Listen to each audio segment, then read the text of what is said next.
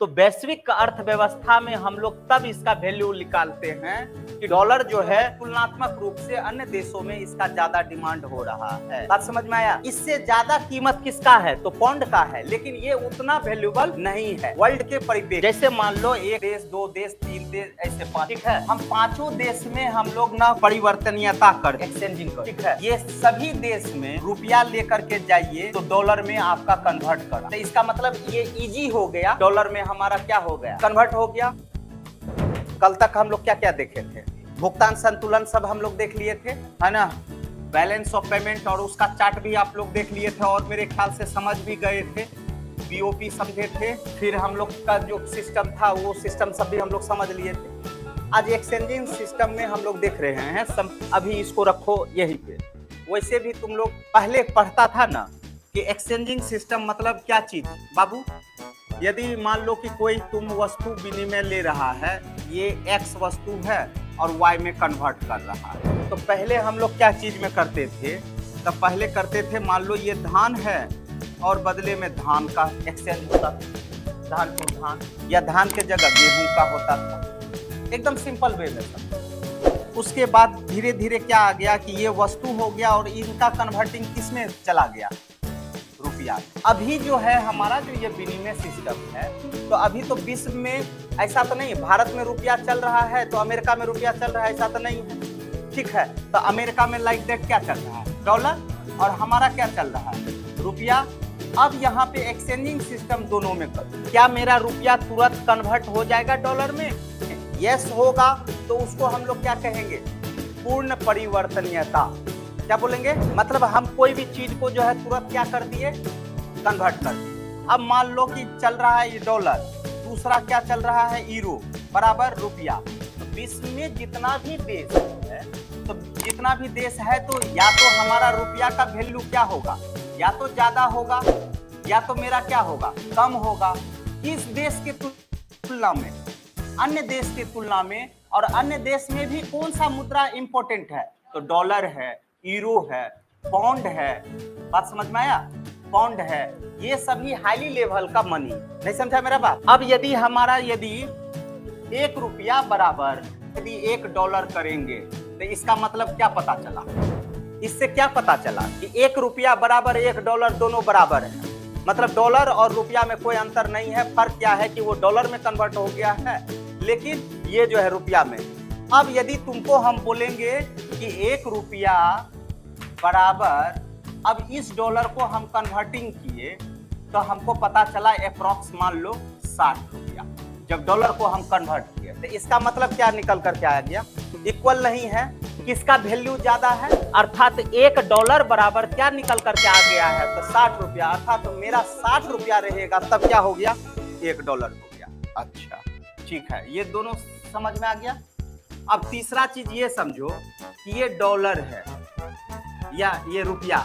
अब ये 60 रुपया जो है कौन तय किया? कोई तो तय किया होगा ना कि इसका 60 ही क्यों ना।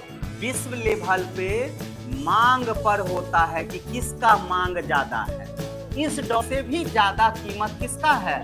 तो पाउंड का है। किसका है? तो मान लो यूरो का है, ठीक है। बात समझ में आया? लेकिन वैश्विक स्तर पे चलते हैं तो डॉलर जो है ये वैश्विक स्तर पर ये ज्यादा डिमांडेबल है, ज्यादा इसका क्या हो रहा है? मांग हो रहा है। बात समझ में आया ना?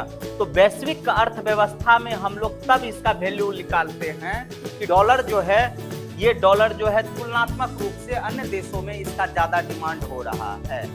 बात समझ में आया? इससे ज्यादा कीमत किसका है? तो पाउंड का है, लेकिन ये उतना वैल्यूबल नहीं है वर्ल्ड के परिप्रेक्ष्य। जैसे मान लो एक देश, दो देश, तीन देश, ऐसे पांच देश, ठीक है। हम पांचों देश में हम लोग ना परिवर्तनीयता कर एक्सचेंजिंग कर, ठीक है। ये सभी देश में रुपया लेकर के जाइए तो डॉलर में आपका कन्वर्ट कर देगा। तो इसका मतलब ये इजी हो गया, डॉलर में हमारा क्या हो गया? कन्वर्ट हो गया। लेकिन जैसे ही हम पाउंड में या यूरो में गए कन्वर्ट करने के लिए तो मुश्किल से हो रहा। तो इसका मतलब यहाँ पे तब इसको पूर्ण परिवर्तनीयता नहीं बोलेंगे। बात समझ में आया ना? तो अभी हमारा जैसे भारत में जो है रुपये का पूर्ण परिवर्तनीयता बोला जा रहा है कि किया जाए। अब सपोज करो अमेरिका के लोग रह रहे हैं, भारत के लोग रह रहे हैं कहाँ? अमेरिका। अब अमेरिका का लोग भारत जो भेजेगा तो क्या भेजेगा? डॉलर भेजेगा। डॉलर यदि तुरंत कन्वर्ट हो गया तो मतलब समझ जाना कि रुपये का क्या हो गया है ना, पूर्ण परिवर्तनता हो गया। यदि जो तुरंत कन्वर्ट ना हो तो उसको समझ जाना कि ये पूर्ण परिवर्तनता वाला नहीं है। बात समझ में आया? तो ये सिंपल वे में आपको समझ में आ गया कि ये विनिमय दर क्या है बाबू। तो विनिमय दर तुरंत क्या होता है, इसको हम लोग क्या बोलेंगे? विनिमय दर कि ऐसा वस्तु या कुछ भी सामान जो तुरंत हमारा क्या चीज हो जाए, कन्वर्ट हो जाए वैश्विक मुद्रा में। अभी जो हमारा एक्सचेंजिंग सिस्टम हो रहा है तो वो अभी विश्व लेवल पे, क्योंकि हम लोग विदेशी व्यापार कर रहे हैं। बात समझ में आया ना? क्लियर है? तो विदेशी व्यापार में क्या करेंगे? सामान टू सामान तो करेंगे नहीं, तो क्या करेंगे? रुपया को हम लोग कैसे डॉलर में कन्वर्ट करें, कैसे हम लोग पौंड में कन्वर्ट करें। बात समझ में आया? या उसका डॉलर हमारे रुपया में कैसे कन्वर्ट हो जाए। तुम बगल में चले जाओ, बिहार में, खासकर बिहार में गया चले जाओ, ठीक है, वहाँ एकदम नेपाली रुपया ऐसे फेंका रहता है, भूटानी रुपया ऐसे फेंका रहता है, और उसका वैल्यू हमारे रुपया से क्या है? कम, हमारे रुपया से कम है। इसका मतलब विश्व लेवल पे हमारा रुपया जो है वो सिंबॉलिक आइकॉन है कि कमोबेश रूप से कुछ न कुछ तो देशों में मेरा रुपया का ज्यादा डिमांडेबल। नहीं समझे? तुलनात्मक यदि हम भारत और नेपाल कर रहे हैं, तुलनात्मक हम भारत और अमेरिका कर रहे हैं, तो अमेरिका का रुपया का वैल्यू क्या है? ज्यादा है, उसके तुलना में हमारा कम है, और हमारे तुलना में नेपाल का रुपया का अभी पूर्ण परिवर्तनीयता हम लोग ये करने का प्रयास कर रहे हैं कि जितना भी वैश्विक स्तर पे होगा, क्योंकि अभी भारत जो है हमारा वैश्विक मंडी है, ठीक है, तो वैश्विक मंडी है तो सब कोई चाह रहा है कि हमारा रुपया तुरंत वहां कन्वर्ट। नहीं समझे? तो उस अनुसार से चलता है विश्व में डिमांड क्या, ठीक है। अभी वर्ल्ड का सबसे ज्यादा पॉपुलेटेड कंट्री कौन हो गया? चाइना, और सेकंड नंबर पे इंडिया। तो कोई भी चाहेगा कि हम मार्केट बनाएं अपना, ठीक है। अमेरिका जैसे मार्केट बनाएगा तो वो क्या लेकर के आएगा? डॉलर लेकर के आएगा। बात समझ में आया? अब यहाँ डॉलर में हम प्रतिबंध लगा देंगे, नहीं, पूर्ण परिवर्तनता नहीं करेंगे, आप हमको रुपये चाहिए, ठीक, और उसके लिए आपको सिस्टमेटिक तरीके से काम करना होगा। तब क्या होगा? तब वो वाला ज्यादा हमारे पास निवेश नहीं कर पाएगा, वो मार्केट हमको नहीं खोज पाएगा। नहीं समझे? लेकिन अभी जैसे ही हम कर दिए कि हाँ डॉलर को फ्री है, कर सकता है, तो सब कोई डॉलर में चेंजिंग करने का प्रयास करेगा। अब मान लो यूरो वाला कंट्री भी आएगा तो वो यूरो को किस में कन्वर्ट करेगा? पहले डॉलर में, और डॉलर तुरंत आकर यहाँ कन्वर्ट हो जाएगा, ठीक है। ये होता है, तो वैश्विक स्तर पे डिमांडेबल चलता है, ठीक है, विश्व लेवल पे सबसे ज्यादा। अब ये रुपया मान लो सपोज करो कि अमेरिका, क्या है? अमेरिका, यूएसए, और यूएसए यदि बाजार खोजा है इंडिया को, बाजार में ये सामान लेकर के आएगा, सामान लेके आएगा ना, हो बोलो ना। आज सामान लेकर के आएगा तो ये सामान जब इंडिया में बिकेगा तो डॉलर में तो बिकेगा नहीं, रुपया में बिकेगा। लेकिन ये सामान है कहाँ का? अमेरिका का, तो ये रुपया को तुरंत वो कन्वर्ट कर देगा। अर्थात मान लो एक सिंपल वे में 60 रुपया बराबर $1, तो वहां गया तो तुरंत कन्वर्ट हो गया 60 रुपया। तो अमेरिका में क्या हो गया? अमेरिका में ये विदेशी मुद्रा में हमारा शामिल हो जाएगा भारतीय रुपया, और उसका जो डॉलर आएगा वो हमारे यहाँ विदेशी मुद्रा में शामिल हो जाएगा कि हमारे पास विदेशी मुद्रा का भंडार कैसा है। समझ में आया? तब हम लोग ये कहेंगे कि विदेशी मुद्रा का भंडार हमारे पास ज्यादा है, तो यदि है तो उसमें डॉलर ज्यादा है, उसके बाद यूरो है, उसके बाद पौंड है, ऐसे करेंगे। बात समझ में आए ना?